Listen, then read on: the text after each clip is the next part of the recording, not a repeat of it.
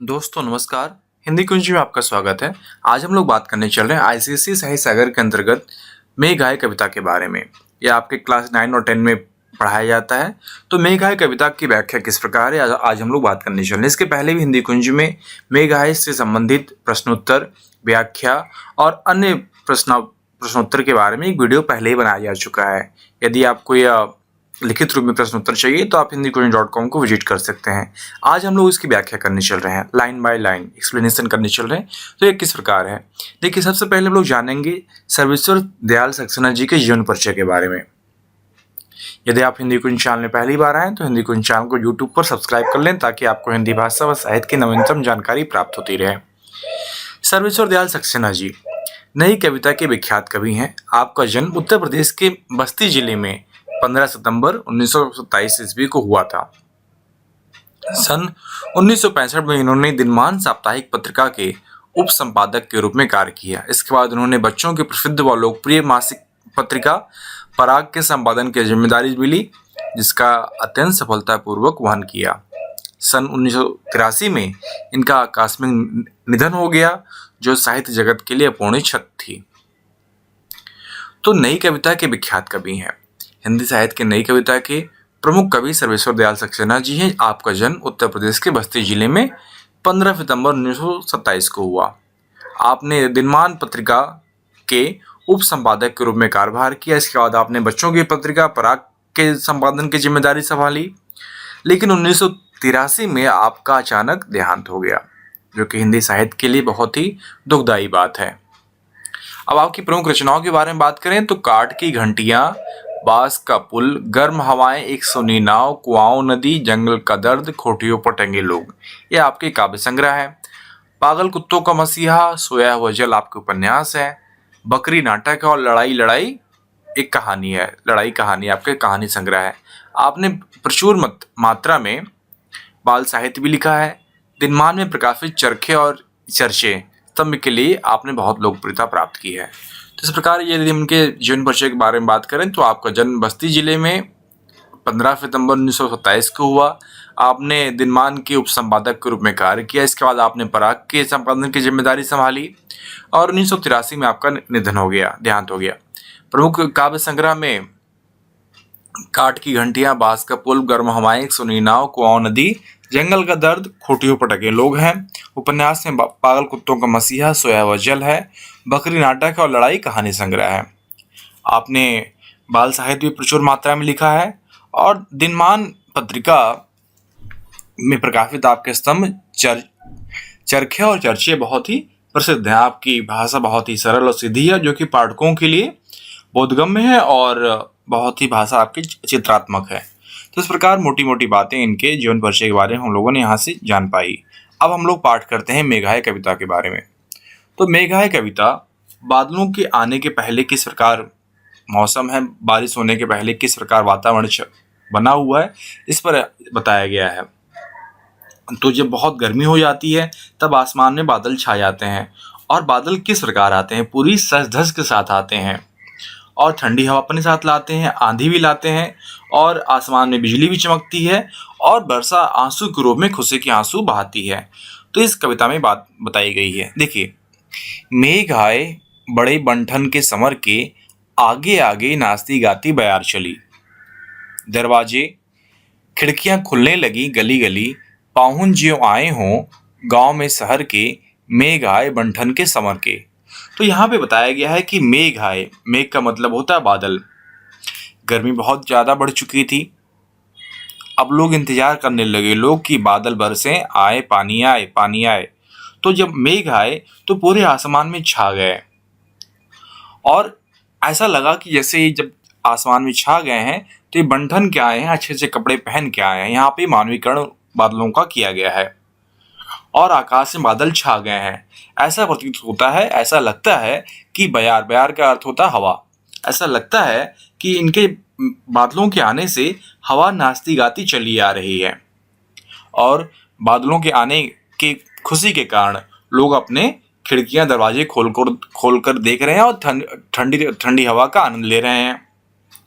लोग देखने लगे हैं पाहुन, मतलब कि मेहमान, पाहुन का अर्थ होता है मेहमान, पाहुन जो आए हों गांव में शहर के, बहुत दूर से कोई मेहमान आया है, शहर का कोई मेहमान है और आपके घर पे आया हुआ है।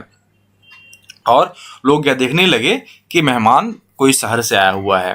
तो यहाँ पे बताया गया है कि बहुत ज़्यादा गर्मी हो चुकी है, आकाश में बादल छाने लगे हैं और लोगों को लगता है कि जैसे हवा नाचती गाती चली आ रही है। लोग अपनी खिड़कियां और दरवाजे खोल खोल कर देख रहे हैं कि कौन मेहमान आया है, बादल कैसे आए हैं। तो बड़े झुक झांकने लगे, गर्दन उचकाए, आंधी चली धूल भागी, घाघरा उठाए, बाकी चितवन उठा नदी ठिठकी, घूंघट सरकाए, मेघ आए मंठन के समर के। तो यहाँ पे कवि कहता है कि गर्मी के कारण जो वृक्ष मुरझा गए थे, गर्मी के कारण बड़े झुक झांकने लगे, गर्दन उचकाए, जो पेड़ पौधे पानी ना पाने के कारण, बड़े बड़े पेड़ पानी ना पाने के कारण झुक गए थे, उनको बरसात की जरूरत थी, वो मुरझा गए थे।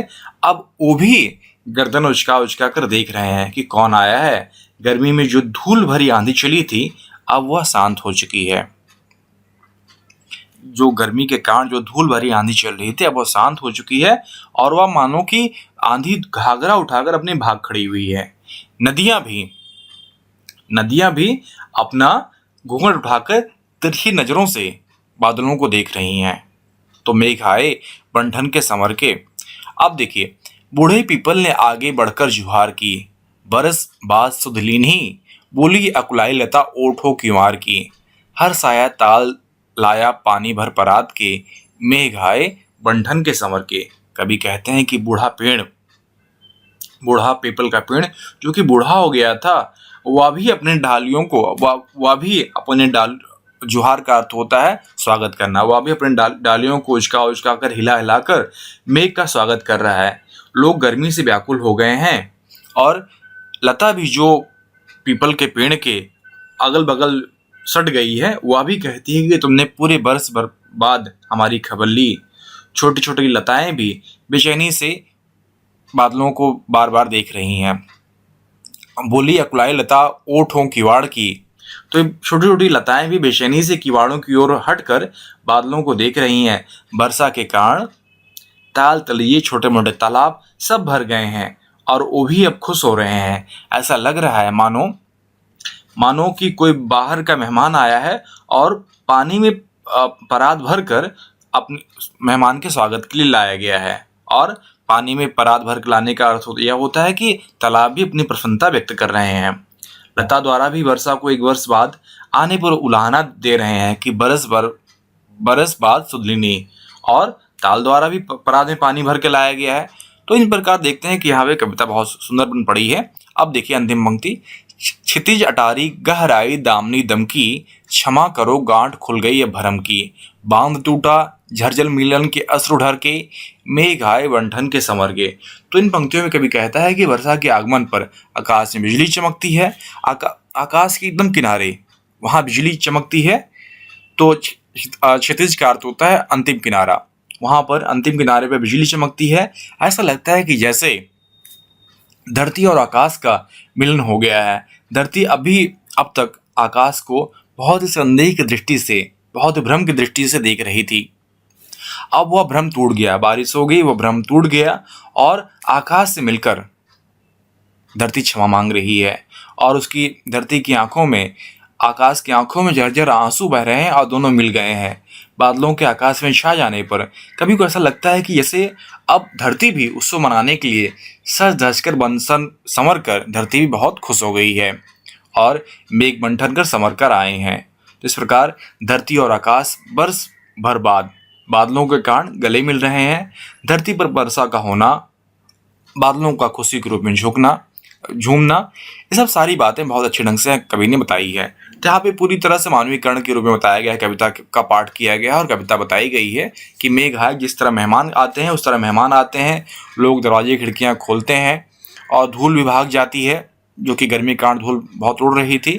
बूढ़े पीपल भी बादल का जुहार करते हैं, बादल का आगमन करते हैं और ताल तलैया पानी से भर जाते हैं और परात भर भर कर ऐसा लगता है जैसे परात भर के मेघ का स्वागत कर रहे हों। और धरती भी बहुत खुश हो जाती है और आकाश से मिलन करती है और यह मिलन बादल चमकने से और बिजली चमकने से होता है। तो इस प्रकार हम इस कविता में जान पाते हैं कि गर्मी के मौसम के कारण आकाश में बादल छा जाते हैं और वह पूरी सजधज के साथ बन संवर कर आते हैं, अपने आने से पहले ठंडी हवा के रूप में प्रिय अतिथि की तरह अपने आने का संदेश देते हैं। धूल भरी आंधी सब कुछ उड़ा के चली जाती है। तेज धूप के कारण जो पेड़ पौधे बहुत ही बूढ़े हो चुके थे, पानी न मिलने के कारण उनकी ऊर्जा चली गई थी, उन पर जो लता चढ़ गई थी वह सूख गई थी, वह अब प्रसन्न हो गई है। आसमान में बिजली चमक रही है और धरती आकाश के अंतर को खत्म कर दे रही है। आंसू बहा बहाकर सभी के सब्र के बांध को खत्म कर दे रही है। वर्षा के रूप में खुशी के आंसू बहा रही है। तो इस प्रकार हम जान पाए कि सर्वश्रीदयाल सक्सेना जी ने इस कविता में बताया है कि वर्षा के महत्व को दर्शाया है और उसके होने वाले लाभों से भी अवगत कराया है। वर्षा के आगमन पर प्रकृति में किस प्रकार परिवर्तन होता है, चारों ओर उल्लास का वातावरण छा जाता है और सभी लोग बादल का स्वागत करते हैं, पानी बरसने का स्वागत करते हैं। आशा करता हूँ कि इस वीडियो के माध्यम से आप मेघाय कविता को समझ पाए होंगे, व्याख्या समझ पाए होंगे। यदि आपको मेघाय कविता की व्याख्या लिखित रूप में चाहिए तो नीचे डिस्क्रिप्शन बॉक्स में लिंक दिया गया है, वहाँ पर आप जाकर डायरेक्ट hindiquestion.com में व्याख्या प्राप्त कर सकते हैं। और इसके प्रश्न उत्तर संबंधित वीडियो हिंदी क्वेश्चन में पहले ही बनाया जा चुका, आप उस वीडियो को जरूर देखें, उसका भी लिंक डिस्क्रिप्शन बॉक्स में दिया गया है। आशा करता हूँ कि यह वीडियो आपके लिए उपयोगी सिद्ध होगा। यदि आपको अपने साहित्य सागर और व्याकरण से संबंधित एकांकी संचय, न्याय रास्ता से संबंधित और उपयोगी अध्ययन सामग्री नोट्स चाहिए तो आप hindiquestion.com को विजिट करें, जहाँ पे आपके लिए उपयोगी अध्ययन सामग्री उपलब्ध कराई गई है। धन्यवाद।